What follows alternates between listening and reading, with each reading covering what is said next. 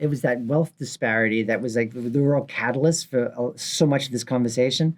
It was all through, experiencing it through him. So when I read the script, I really understood the intensity and the emotions that were happening, like with these characters, and I knew where I wanted to take it.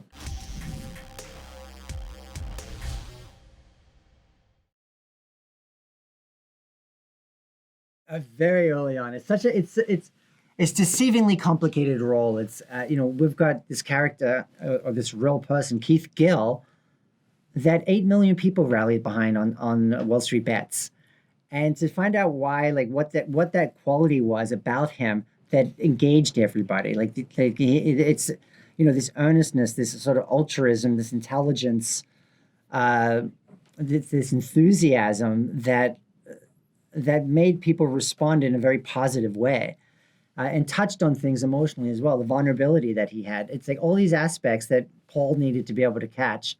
I couldn't think of anybody else to do it. Honestly, it's such a complex, beautifully orchestrated performance from him, and he's an actor that's so prepared, like so like focused on the work and the intention of the scenes and what's necessary. He constantly elevated on so many levels.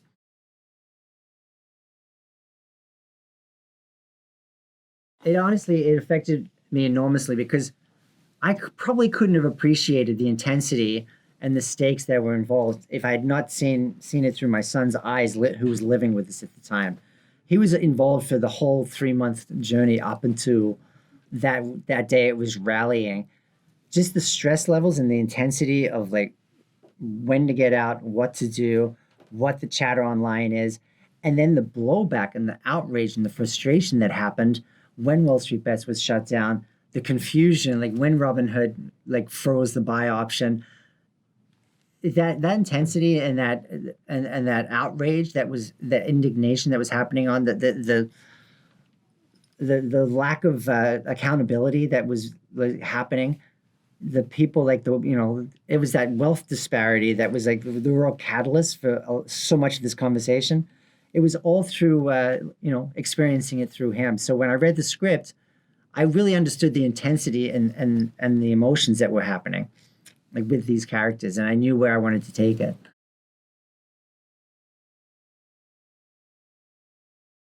It's funny. It's like, yes, this movie's about the stock market, but it's not really about the stock market to me. It was a moment in time with COVID that we'll never probably experience again. It's like the isolation, the stress levels, the real frustration of the wealth disparity that was happening, the lack of government handouts, the social causes that are happening with Black Lives Movement. There was just a lot of discontent, that a lot of accountability, that of people like reassessing their lives and their priorities. And then this opportunity came along to voice that discontent. It happened to be a stock for a lot of people, but it was a way to show the frustration and the anger at a system that they feel is rigged, and a way to really stick it to actually I'd say the one percenters, but it's probably the 0.01 percenters that were involved in this. And so that's what really fascinated me. And it's like knowing what you know about stocks isn't really the story. It's that Right. frustration. It's so commonplace. It's such a narrative everywhere that the wealth disparity, the CEO earnings that are happening versus like the layoffs. It's like it's a constant conversation and very much of the moment. It's too early for me to say. I've actually got a couple of projects we're trying to weigh up and figure out. And it's like, and a few things I'm very excited about, but it's a little too early to be letting that cat out of the box.